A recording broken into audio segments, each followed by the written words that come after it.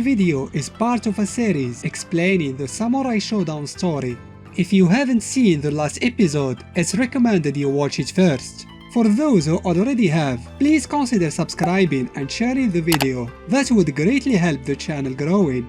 So, without further ado, let's resume our adventure in feudal Japan with the Samurai Shodown Story Explained, Part 2.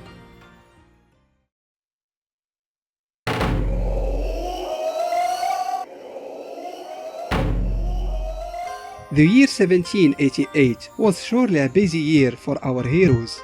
Just few months after the crisis with Amakusa, that a new threat rose, taking the lives of countless innocent people. This new formidable enemy was known as the demon Zankuro, and while it's true that Zankuro was 100% a human being, he deserved every single bit of his nickname thanks to his brutal killing and slaughtering. Traveling amongst the villages of Japan and leaving trails of innocent blood behind him. No one alive could stop his evil deeds. Men, women, and even kids. Anybody who was unfortunate to cross his path was mercilessly butchered. But one day, this brutal killing machine found the error of his ways. As he ended the life of a young mother, he heard the cries of her baby daughter. Zankuro heard these cries before, for she was his own daughter, Shiori, who he forgot everything about due to his bloodlust. Since then, Zankuro stopped his slaughters and chose to live as an hermit, drawing his blade only for worthy opponents. But it was too late for his redemption. Zankuro has already made too many enemies for him. Among all those who seek vengeance against him, 12 warriors took action. Their backstories were different, but their goal was one: the head of Minazuki Zankuro. As he continued his everlasting search for new opponents, Haohmaru came upon the remains of what was once a flourishing town. There, he met the sole survivor of the massacre, a child named Shizumaru. The young boy didn't have any memory of what happened, except the scream of his dying mother and a thirst for revenge. Haohmaru took care of Shizumaru and fought him the way of the sword. He promised to help him get his revenge against Zankuro for the murder of his family. And once the boy was ready, they both set off in a quest to challenge the demon.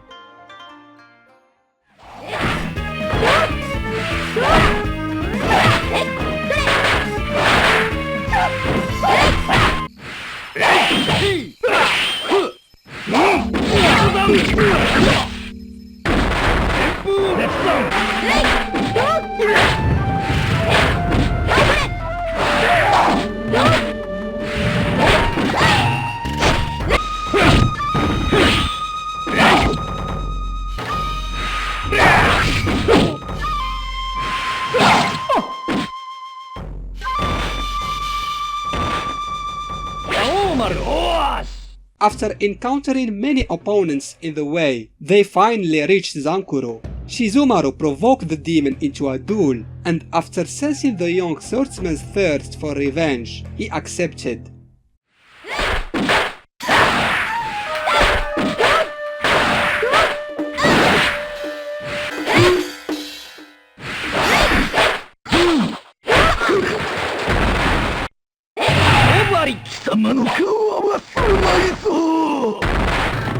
Shizumaru fought with all the strength and the knowledge that he learned from Haohmaru, for it would be crucial if he wanted to have the slightest chance against Zankuro's terrifying skill and battle prowess.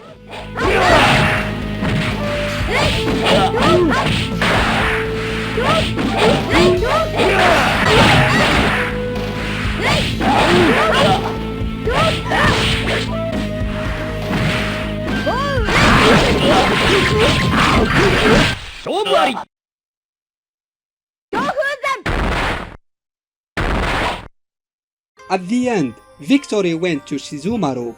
Though Zankuro was heavily wounded, he tried to deliver a final blow, only to be struck down by the sky. He died complimenting the victor, and his body was entombed.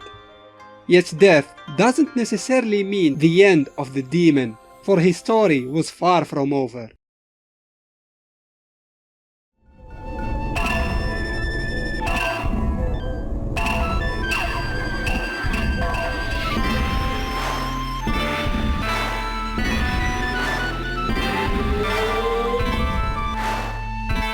Early 1789, people in different parts of the world still suffered from frost, floods, fires, and various other disasters. And as if this wasn't enough, something far worse happened. One day, lightning storm struck the land of Shimabara and a sinister castle appeared out of nowhere. The inhabitants of this region have seen this castle before, for how could they forget the abode of the infamous Shiro Tokisada Amakusa? He has returned once again, filled with hatred, and was more determined than ever to conquer the world and build his utopia. In their terror, people began to worship it with the hope that this would spare them. Unfortunately, their act of desperation only increased their suffering as day by day the tragic changes and disaster continued to spread. To set his plans in motion, Amakusa would need a powerful ally, and so he resurrected the recently deceased Zankuro in order to acquire his power for the sake of building his new world. But he was surprised to find that Zankuro was just too powerful for him to control. To solve this problem, Amakusa kidnapped a young kunoichi named Hazuki from the Kazama clan, who had exceptional control over ki and heightened senses, to use her as a conduit to control the resurrected Zankuro. What Amakusa didn't know, or maybe just didn't care, Hazuki had two older brothers, Kazuki and Sogetsu. As soon as she was kidnapped, Kazuki rushed to rescue his little sister without asking or waiting for his elders' permission. Because of this act, the stiff and unforgiving rules of the Kazama clan labeled him as a renegade ninja and charged none other than his brother, Sogetsu, to hunt him down and kill him. Meanwhile, the shogun was also very concerned with the apparition of Amakusa's castle and charged his faithful man, Jubei, to investigate. Hanzo received the same task as well, unaware that his arch-enemy, the same man that took the life of his son, has returned. Haohmaru sensed that Amakusa was behind these recent calamities and traveled to Shimabara to conclude his battle with the vengeful spirit and destroy him once and for all. The resurrection of Amakusa came with a price. His spirit had to split into two halves. One was evil and corrupt, who sought revenge and destruction, and the other half good and kind, just like how he originally was before the temptation of Ambrosia. This good half of Amakusa was also trying to find his darker side and destroy him in order to become one again.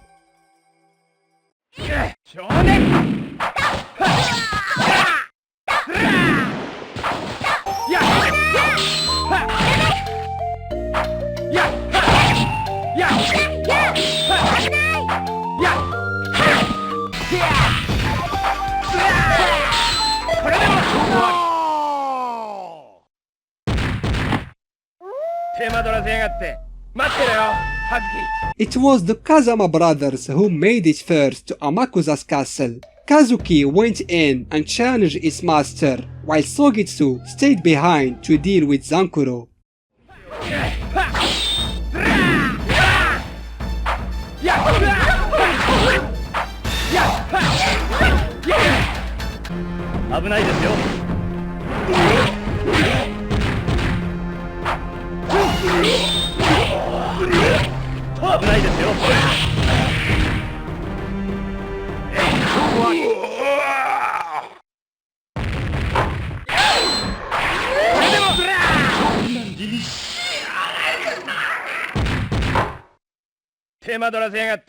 After defeating their respective enemies, Sogetsu allowed his brother to fake his own death so he can run away with Hazuki and live a carefree life.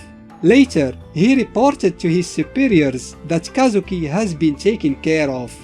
Amakusa's good half was unsuccessful to be won again as his evil counterpart was slain by Kazuki. He continued to live on thanks to Shizo's body.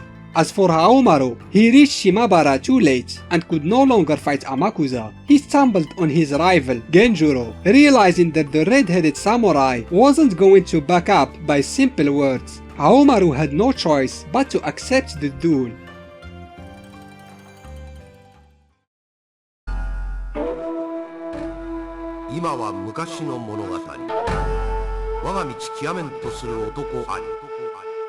血生臭い貴様に矜持まとうは偶然ではなかった。A samurai's life is always on the line. Even during the most unexpected situations, death will come to claim his soul the moment he let his guard down. This what could have happened to Haohmaru one night when he was sleeping. He was attacked by an assassin, but luckily, the cautious Ronin immediately retaliated with a strike that defeated his assailant.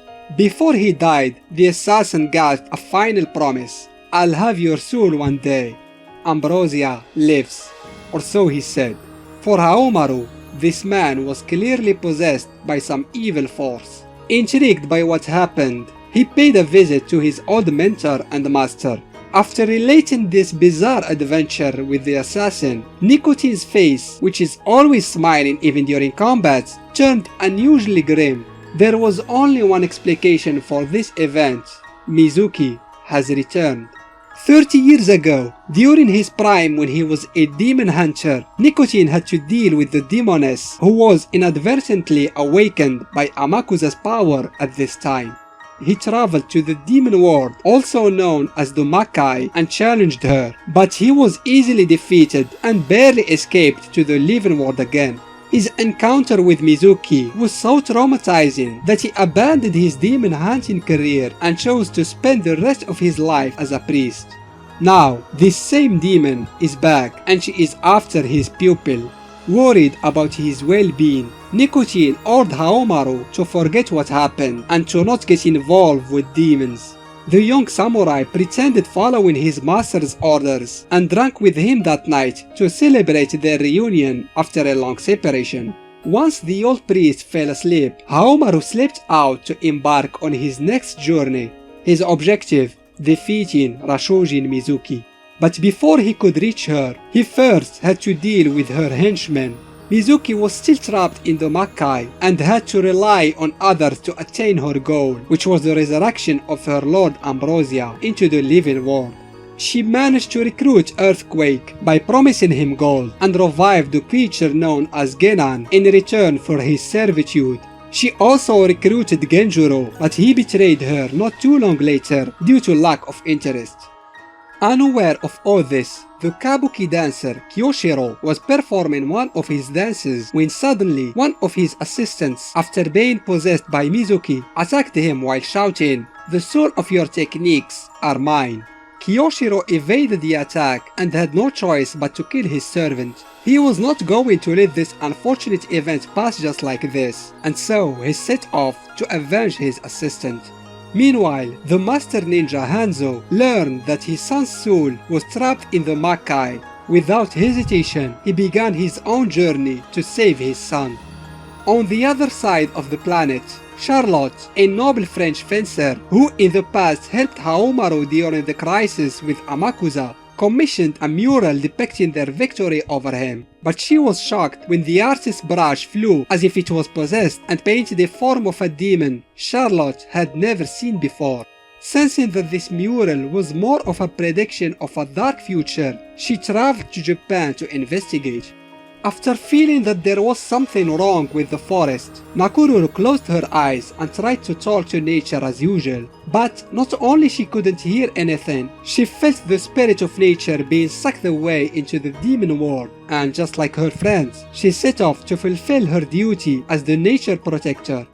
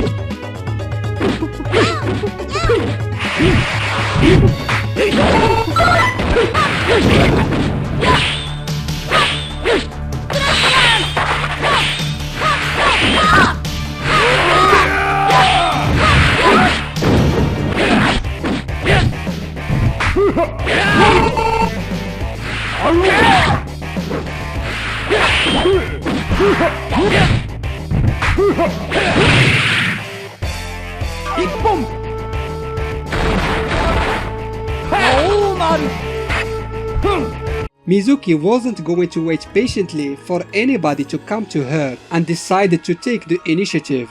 She attacked Haohmaru by surprise and knocked him out. When she was going to deal the fatal blow, the unexpected happened. In an attempt to redeem himself for his past evil deeds, Amakusa intervened and took the blow instead, resulting to his death and to his spirit leaving Shizu's body. Once he woke up, Haohmaru resumed his journey. He paid little care to the threats of Ambrosia as he arrived to the gates of the demon world. It was time to put an end to Mizuki and to her schemes.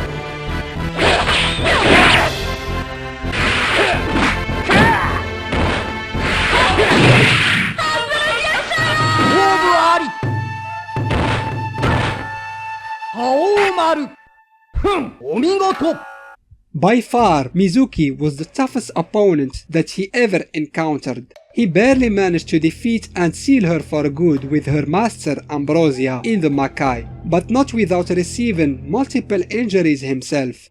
Freed from the evil spirit that possessed her body for 100 years, Mizuki was found by Kyoshiro, lost and stranger in a world and time that she wasn't familiar with. The kabuki dancer took pity on the priestess and sheltered her. She soon fell in love with his art and became his new assistant. Although Mizuki was sealed, the damage that she inflicted to nature was too great. To restore its balance, Nakururu sacrificed herself so she can be one with the forest. Hanzo's wife, Kaide, succeeded to find Shizu's soul in the Makai, but at her biggest disappointment, it was not enough to resurrect her boy's life.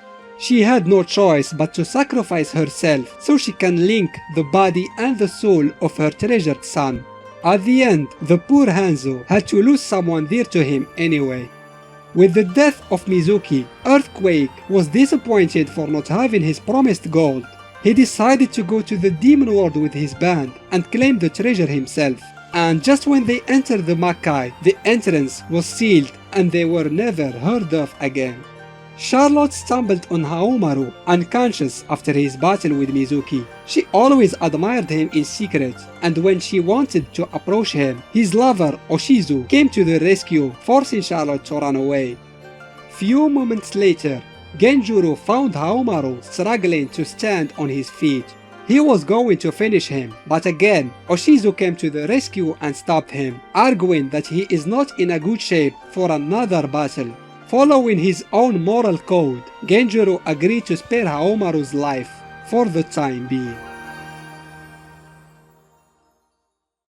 This concludes the second part of the Samurai Shodown story. Join us in the next video for the third and final chapter where the series adventured in a new dimension. I hope you enjoyed this video. Give it a thumbs up if you did, and why not consider subscribing to the channel. Thanks for watching.